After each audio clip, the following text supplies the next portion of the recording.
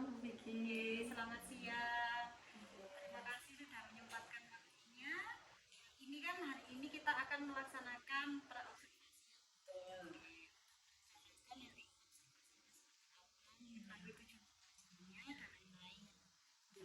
Baik, bagaimana kabarnya Bu Megi hari ini? Alhamdulillah sehat. Bu Vicky gimana? Sehat. Oh, sehat. Nah, ini sekarang langsung saja saya mulai percakapan untuk praobservasinya gitu. Nah, ini yang pertama, apa tujuan pembelajaran yang ingin dicapai pada saat Rencana saya untuk tujuan pembelajaran ini peserta didik itu bisa menganalisis tentang ancaman turunnya keanekaragaman hayati dengan mengetahui faktor-faktor penyebabnya, kemudian dan juga mencari solusi atas permasalahan tersebut. Kemudian anak-anak juga akan membuat media kampanye untuk mengkampanyekan tentang turunnya keanekaragaman hayati. tujuannya sudah. Nah, kemudian untuk area pengembangan yang ingin Bu Nuri capai, kira-kira nanti Bu Nuri ini akan mengembangkan Dalam pembelajaran nanti, area pengembangan yang ingin saya lakukan itu adalah terjadinya diskusi kelompok yang interaktif. Jadi antara teman satu dengan teman yang lain itu saling berinteraksi, kemudian kritis dan inklusif, sehingga semua anak di situ ada peranannya masing-masing dalam proses pembelajaran. intinya nanti ini mengembangkan anak supaya lebih aktif dalam pembelajaran seperti itu ya Bu ya. Kemudian pertanyaan ketiga, untuk rancangan pembelajarannya sendiri itu nanti Bu Nuri menggunakan model mungkin bisa dijelaskan. Yeah. Untuk model pembelajarannya saya menggunakan problem based learning. Kemudian untuk metodenya ada kegiatan diskusi kelompok, kemudian ada presentasi juga. Jadi ini nanti untuk hasilnya itu presentasi dari apa itu? Presentasi dari media kampanye yang isinya adalah hasil analisis artikel. Di media kampanye itu untuk hasil media kampanyenya ini nanti setiap kelompok itu berbeda. Akan berbeda karena tentunya medianya berbeda-beda. Jadi anak-anak saya bebaskan, ada yang membuat video, ada yang membuat poster, ada yang membuat PPT begitu. Ini nanti untuk produknya berarti ada diferensiasi. Iya, ada diferensiasi produk di situ. Untuk minatnya anak-anak. Oke. Kemudian untuk medianya, untuk medianya saya menggunakan PPT dengan menampilkan video. Kemudian ada artikel online yang anak-anak mencari sendiri. Itu untuk medianya. Jadi medianya menggunakan PPT, video dan juga artikel sebagai sumber belajar. Iya, betul. Nah, kemudian berarti ini tadi sudah lengkap, mulai tujuan, media, metode, modalnya sudah ada. Berarti ini nanti kita bisa melanjutkan pada hari untuk pelaksanaannya hari apa? Pelaksanaannya nanti hari Senin tanggal 9 September di kelas 10.1, jamnya jam ke-3.4. Baik, nanti ini percakapan praobservasinya sudah selesai, kita bisa lanjutkan hari Seninnya untuk melaksanakan observasinya. Nah, ini sudah selesai untuk praobservasinya. Saya minta sedikit pendapat dari Bu Nuri, kira-kira setelah percakapan ini apa yang setelah percakapan ini yang saya dapatkan, saya lebih mantap lagi tentang tujuan pembelajaran yang hendak saya capai nanti dan area pengembangan untuk siswanya mau diapain, kemudian untuk strategi pembelajarannya dan kegiatannya seperti apa sudah terbayang di saya. sudah lebih jelas ya, sudah lebih jelas, sehingga mungkin saya akan lebih siap untuk kegiatan berikutnya. Kita nanti bertemu lagi hari Senin. Baik, terima kasih Bu Nuri untuk Terima kasih waktunya. sama-sama. Terima kasih juga. Saya akhiri. Assalamualaikum warahmatullahi wabarakatuh. Waalaikumsalam warahmatullahi wabarakatuh.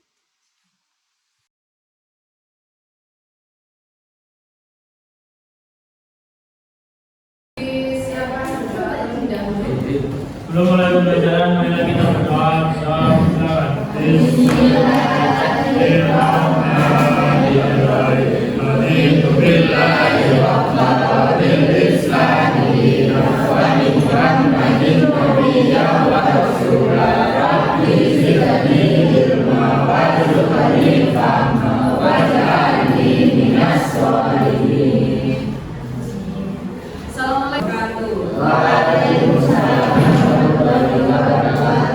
Oke, hari ini kita ketemu lagi di hari Senin.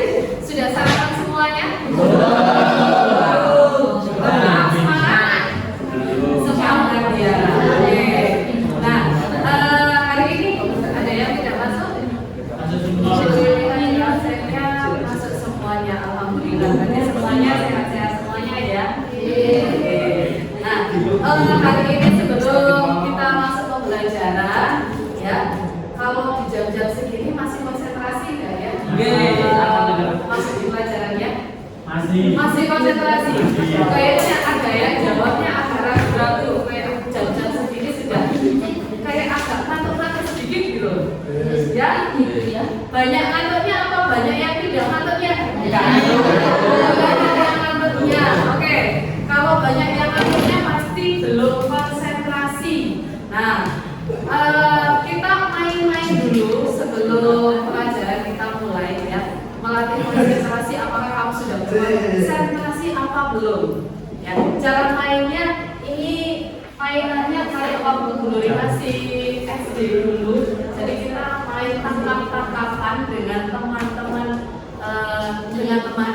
Jadi mainnya adalah berdua ya. Berdua caranya begini. Nanti ada teman yang tangannya di depan seperti ini ya, satu teman-temannya tangannya di depan begini, ada yang satu teman lagi pasangannya di pinggirnya, nah begini. Terus kemudian nanti Bu Nuri ada instruksinya ada jauh, kalau Bu Nuri bilang jauh, jadi temannya yang ada di luar ini jauh tangannya, menjauh, seret. Nanti kalau Bu Nuri bilang dekat, maka tangan kamu mendekat ke temannya tapi tidak menempel. Nanti kalau Bu Nuri bilang tangkap, maka kamu akan menangkap tangan dari teman kamu tadi. Tugasnya yang di tengah konsentrasi, jangan sampai kamu menangkap teman-teman kamu. Paham maksudnya Bu Nuri? Paham. Oke. Kalau paham, silakan berdiri aja, mainnya berdiri aja. Terus cari gandengan karena ini ada yang kuat, ada yang ringan,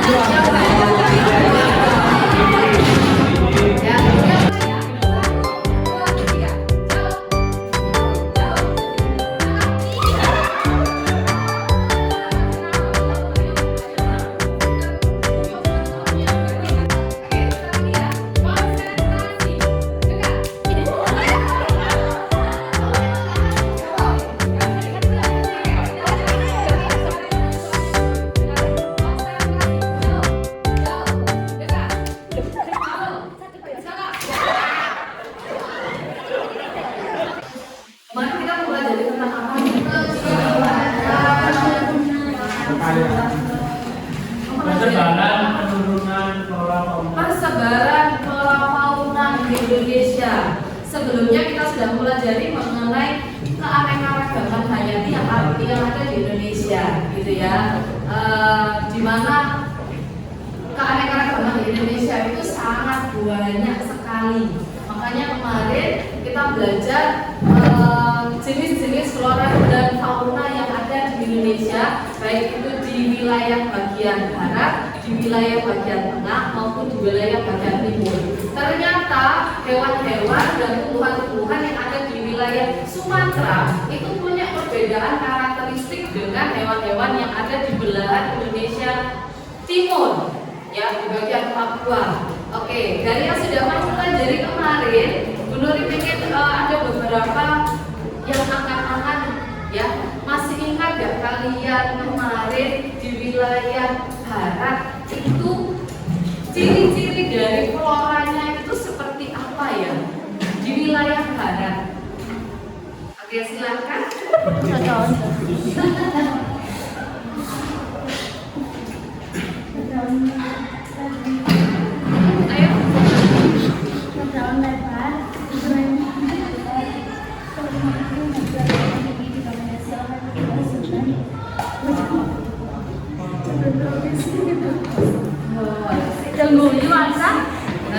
Oke, itu ya. Terus lagi di wilayah tengah. Nah, seperti contohnya di wilayah Sulawesi kita punya hewan-hewan yang termasuk hewan endemik. Nah, kira-kira hewan yang termasuk karakteristik dari yang bagian Indonesia bagian tengah itu apa saja ya? Berdiri aja mas, berdiri. Nah, berdiri apa saja? Oke. Apa Oke, itu di wilayah sama babi rusa. Oke. Nah, kemudian di wilayah bagian timur ya, di wilayah bagian timur itu juga punya karakteristik fauna yang membedakan dengan wilayah barat maupun tengah. Kira-kira ciri khas dari wilayah timur hewan-hewannya seperti apa? Angkat tangan. Berdiri. Burung cendrawasih hewannya itu ciri-cirinya?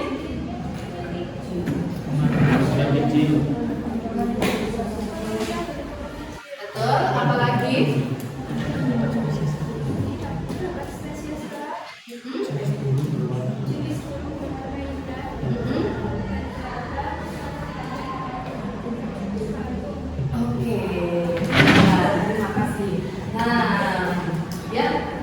Kita sudah mengenal bahwa flora dan fauna di Indonesia itu jenisnya banyak sekali dan punya karakteristik yang berbeda-beda antara satu dengan yang lainnya.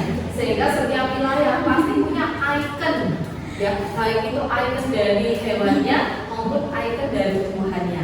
Nah, kira-kira dari yang sudah kamu tuliskan kemarin itu ada beberapa jenis flora dan fauna di Indonesia di bagian Sumatera, ada flora fauna di bagian Sulawesi, ada flora fauna di bagian Papua.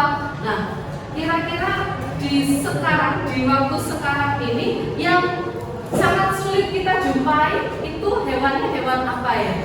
Di antara hewan-hewan itu yang saat ini sudah menjadi masalah di mana jumlahnya semakin menurun, jumlahnya semakin keberadaannya itu semakin menghilang begitu, habitatnya semakin kecil gitu, jumlahnya semakin menurun. Kira-kira hewan apa saja? Angkat tangan. Silakan berdiri.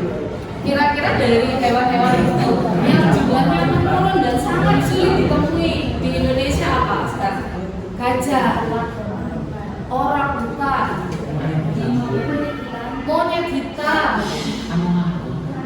anoa, jalak Bali. Nah, ternyata hewan-hewan itu sudah sangat sulit ditemukan ya di Indonesia ya. Kalau dari flora yang sekarang itu jumlahnya mulai menurun dan sudah menjadi endemiknya Indonesia yang keanekaragamannya sudah terancam gitu. Apa kira-kira? Tangan-tangan? Yang lain ya. Angkat tangan. Dari tumbuhan-tumbuhan atau flora yang ada yang sudah kamu sebutkan wilayah timur, barat, tengah, itu yang kira-kira yang sulit ditemukan atau jumlahnya sudah mulai menurun, ada nggak? Silakan angkat tangan. Angkat tangan. Oke. Berdiri dulu. Bunga rafflesia sulit sekali ditemukan sekarang. Terus apa lagi? Kantong Semarang. Oke, terima kasih bisa dilanjut. Ya, ternyata dari semua keanekaragaman flora dan fauna di Indonesia ada beberapa hewan dan tumbuhan yang jumlahnya sekarang mulai menurun.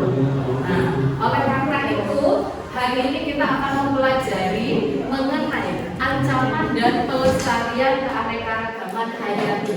Jadi kita akan menganalisis hewan-hewan apa saja yang endemik di Indonesia, tetapi jumlahnya itu sudah mulai menurun.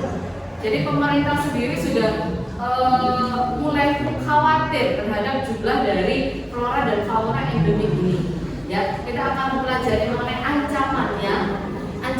Ancaman itu seperti apa? Ancaman itu permasalahan yang timbul dari keanekaragaman flora dan fauna di Indonesia, termasuk penurunan dari flora dan fauna di Indonesia. Kemudian faktor penyebab, ya, faktor penyebab dari penurunan flora dan fauna di Indonesia, dampaknya terhadap kita, terhadap ekosistem, terhadap negara sendiri, ada nggak dampaknya dari keanekaragaman yang turun tersebut. Kemudian yang keempat adalah solusi atau cara pelestarian yang bisa kita lakukan maupun yang pemerintah harusnya lakukan untuk mengatasi permasalahan-permasalahan ini. Ya, nah, untuk mempelajari ini semuanya, kita akan melakukan analisis artikel yang sudah tersedia kemarin, yang sudah kami cari kemarin, ya. Artikel sudah ada di HP-nya masing-masing. Kemudian akan membagikan LKPD-nya.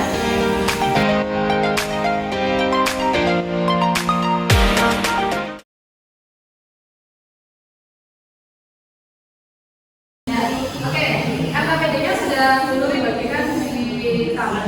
Nanti ada 3 kegiatan yang akan kita laksanakan hari ini. Yang pertama adalah kita mau mencari artikel, ya, yang tentang penurunan flora dan fauna di Indonesia. Selanjutnya artikel nanti akan kamu analisis. Untuk analisisnya, apa saja yang dianalisis sudah ada poin-poinnya di situ. Kemudian yang ketiga adalah kalian membuat media kampanye atau sosialisasi tentang penurunan keanekaragaman hayati dari hasil analisis artikel. Jadi hari ini kita akan menganalisis artikel, dan yang kedua adalah kita akan membuat media kampanye.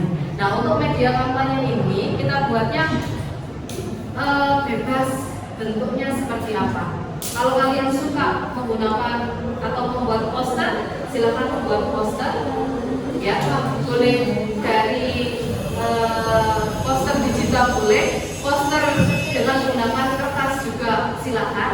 Kalau kalian senang membuat PPT, silakan membuat PPT.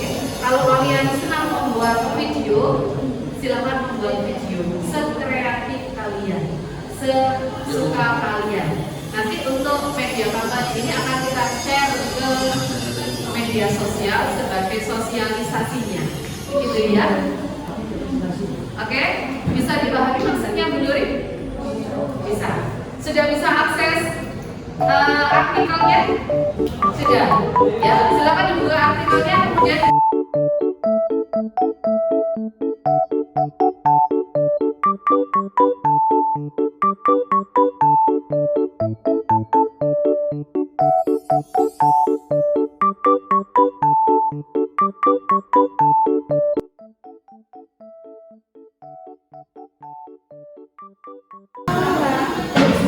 bisa buka artikelnya. Sudah bisa buka artikelnya? Sudah? Nah, terus ini kan berempat. Nah, silakan bagi yang satu analisis artikel flora, yang 2 orang analisis artikel flora, yang 2 orang analisis artikel fauna. Jadi semuanya punya bagian-bagian sendiri, ya. Terus jawabannya bisa ditulis ke sini, yang satu boleh di lembaran. Tidak bisa.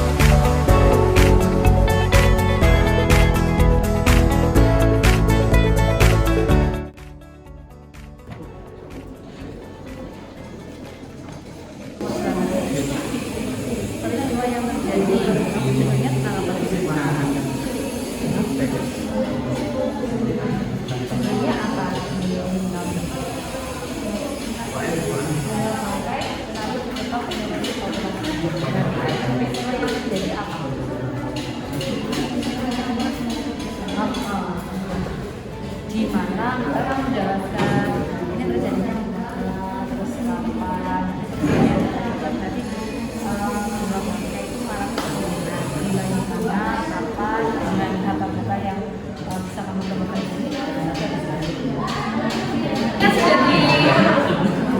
Oke, kita mulai presentasi ya. Tidak ada yang mengerjakan, semua HP-nya ditaruh, ya. Semua HP-nya ditaruh, kemudian disimak untuk penjelasan analisis artikel dari teman-teman.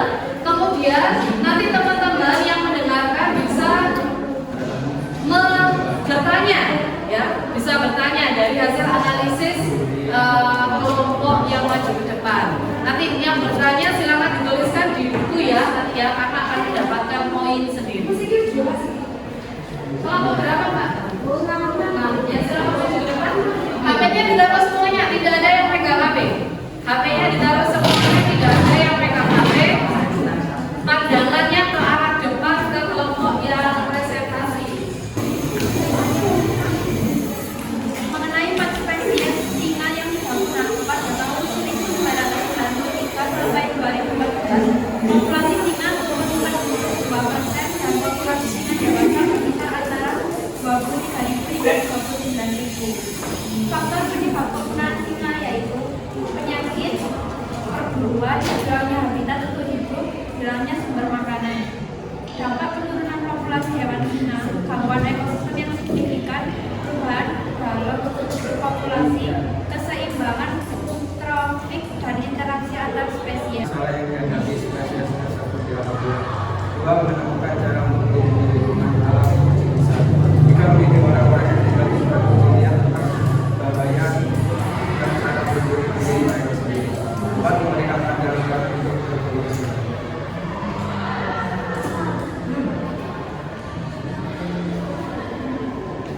Solusi atau cara mengatasi penurunan populasi singa. Satu, masih akan terjadi singa. Dua, tidak membunuh singa. Tiga, memberikan singa. Sosialisasi tentang hewan singa. Empat, membuat penangkaran hewan singa. Lima, membuat tempat karangan untuk mendekati habitat hewan singa. Apakah ada yang ditanyakan? Begini.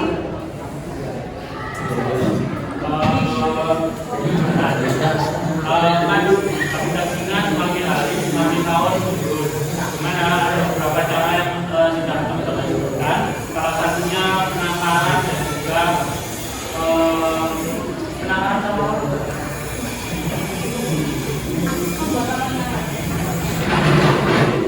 di Indonesia sudah ada beberapa penangkaran. Nah, menurut saya ada beberapa penangkaran yang itu bukan jadi penangkaran tapi malah eksploitasi terhadap singa. Salah satunya hewan menjadi sangat kurus ketika di penangkaran. Jadi kami, nah pertanyaannya,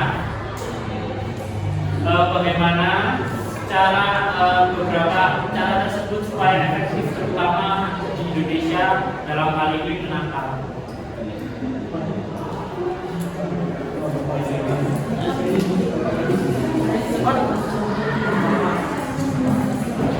Untuk menjawab pertanyaan dari Mas Toris, cara mengatasinya adalah dengan membuat penangkaran yang mirip dengan habitat aslinya agar singa-singa tidak kehilangan jati dirinya. Penangkaran Kalau memberikan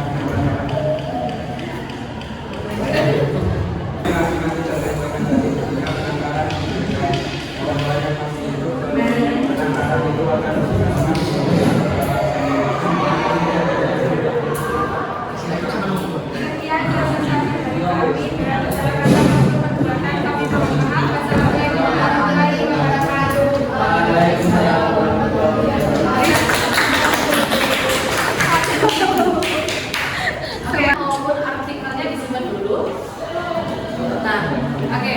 Hari ini kita sudah mempelajari mengenai penurunan beberapa flora dan fauna di Indonesia dari artikel-artikel yang sudah kalian temui. Dan dari artikel itu kalian sudah membaca dari berbagai data bahwa hewan-hewan di Indonesia, ya khususnya hewan hewan-hewan endemik ini lambat laun jumlahnya semakin menurun. Nah, ini bukan hanya sekedar isu atau apa, karena sudah ada peneliti-peneliti yang memang sudah membuat datanya atau sudah melakukan observasi di berbagai wilayah tentang hilangnya atau penurunan jumlah dari flora dan fauna ini sendiri. Nah, oke, dari yang sudah kamu pelajari hari ini, Bu Nuri ingin salah satu dari kalian untuk menyimpulkan apa hasil dari kita belajar hari ini. Siapa yang mau mengungkapkan apa yang sudah kamu peroleh hari ini dalam proses pembelajaran tentang ancaman dan pelestarian keanekaragaman hayati? Silakan angkat tangan. Apa yang sudah kamu peroleh dari belajar hari ini? Angkat tangan. Yuk, salah satu yang sudah kamu peroleh atau tentang artikel kamu tulis yang sudah kamu peroleh tentang apa saja? Ya, silakan. Hal yang mungkin sudah kita dapat bersama-sama, salah satunya pentingnya kita untuk literasi, membaca beberapa artikel, dan juga untuk meningkatkan kesadaran kita terhadap ancaman penurunan fauna dan flora endemik yang ada di Indonesia.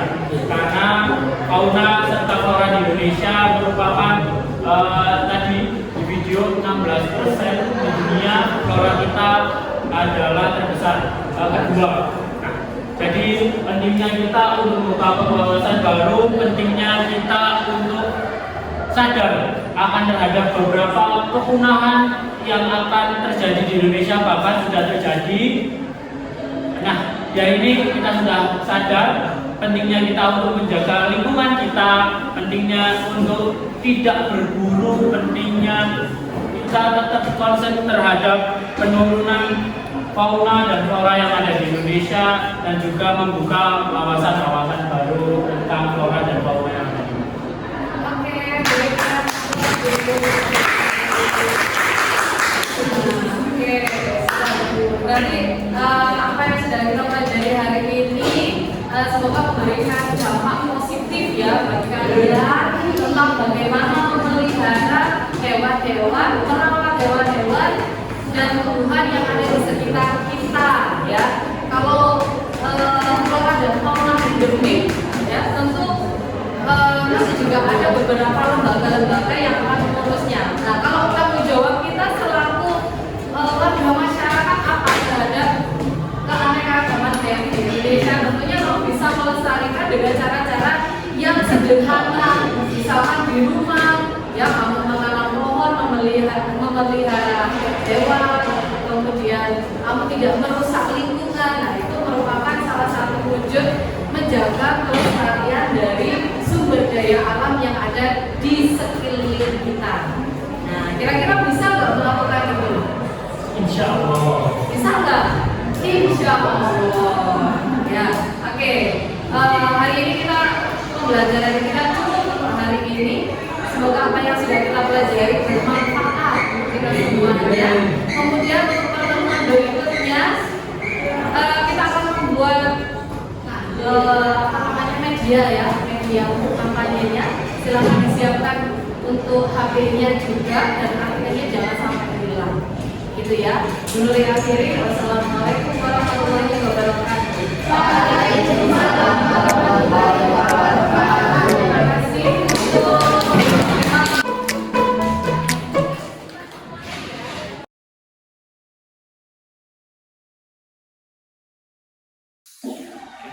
Baik, assalamualaikum warahmatullahi wabarakatuh.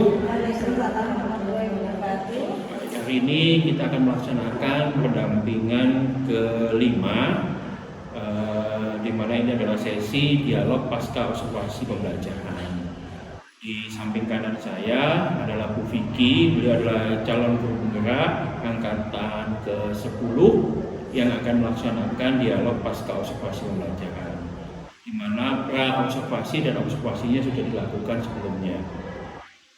Bu Vicky ini mengobservasi temannya yang bernama Ibu Nuri Ya, nanti akan kita lihat bagaimana proses dialog pasca observasi pembelajaran. Monggo dimulai. Baik, saya mulai dulu.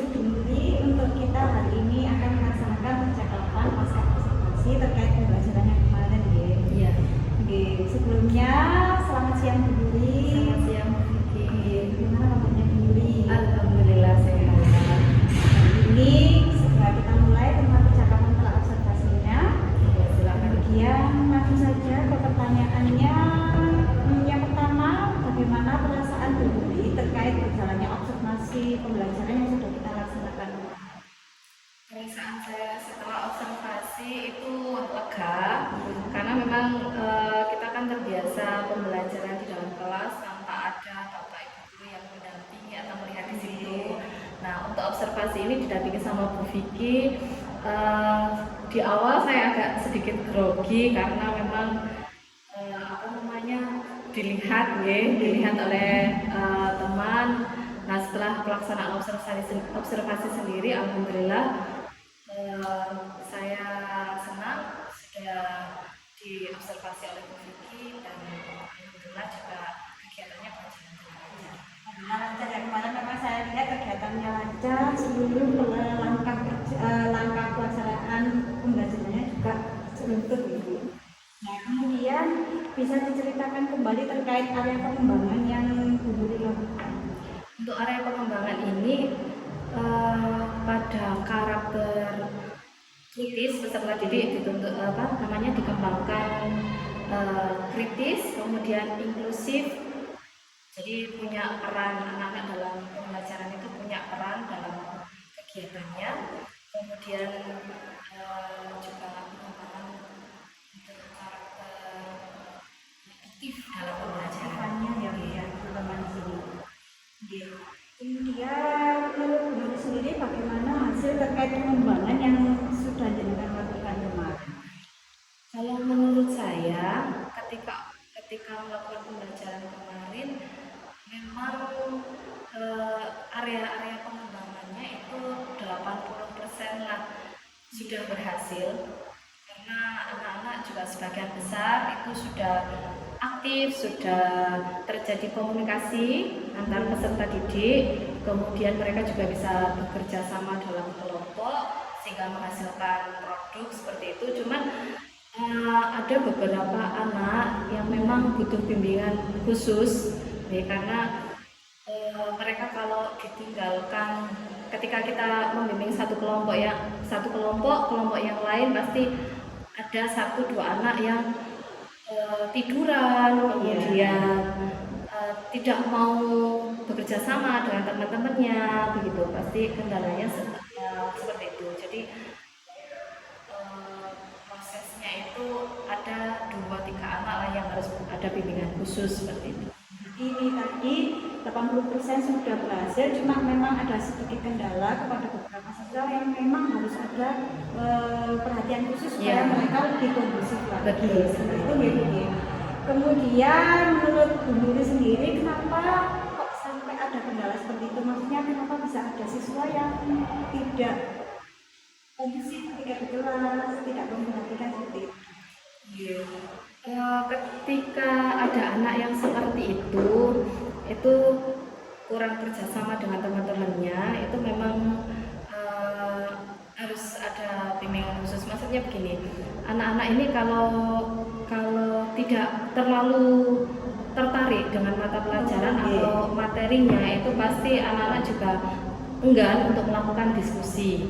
Jadi mereka mungkin butuh sesuatu yang lebih menarik dari analisis artikel seperti itu, karena kemarin kan kegiatannya adalah untuk menganalisis artikel gitu. Sehingga ini saya juga harus aktif untuk datang ke setiap kelompok untuk memastikan bahwa anak-anak di situ punya peran dalam kelompoknya. Jadi anak-anak memang bekerja semuanya, berdiskusi semuanya, tidak ada yang memasrahkan tugas ke teman-temannya. Jadi itu tadi untuk kendala itu ternyata penyebabnya memang ada materi yang kurang tertarik. Ya. Mereka kemungkinan kurang tertarik terhadap materi tersebut. Ya, betul. Nah, kemudian kalau menurut Bu Nuri sendiri ada solusi yang ditawarkan untuk memperbaiki kendala tersebut. Kalau menurut saya, jika ada anak yang memang kurang tertarik mungkin dengan model pembelajarannya atau materinya, saya bisa mencoba untuk menggunakan model-model pembelajaran yang lain yang lebih menarik, misalkan menggunakan model yang berbasis game atau seperti itulah model-model yang inovatif yang lain gitu. Iya, tadi kita menggunakan variasi pembelajaran supaya mereka lebih tertarik dan harapannya nanti dampaknya untuk beberapa siswa itu bisa lebih kondusif lagi dan bisa lebih termotivasi untuk belajar. Betul sekali. Kemudian rencananya kapan Bu Nuri akan melaksanakan rencana perbaikan tersebut? Nah, ini saya ada jam lagi hari Senin. Saya masuk ke kelas 10-2 hari Senin dan insya Allah nanti akan saya laksanakan model pembelajaran yang lebih interaktif lagi, yang lebih menarik lagi untuk peserta didik dalam belajar. Itu insya Allah hari Senin depan. Senin jam keberapa Bu? Jam ke-3-4. Jam ke-3-4 di kelas 10-2. 10-2 ya. Oke. Baik, semoga apa yang sudah Bu Nuri rencanakan ini nanti bisa berjalan dengan lancar dan bisa memang bisa membuahkan hasil yang lebih baik lagi untuk kedepannya, baik untuk Bu Nuri sendiri dan juga untuk siswa, hasil belajar siswa. Nah, kemudian untuk kegiatan pasca observasi hari ini sudah selesai. Bu Nuri, terima kasih untuk Bu Nuri yang sudah sangat hebat melaksanakan proses observasi ini mulai pra pelaksanaan hingga pasca hari ini. Terima kasih juga untuk Bu Vicky sudah mendampingi saya mulai dari pra sampai pasca ini. Semoga apa yang kita dapat hari ini, diskusi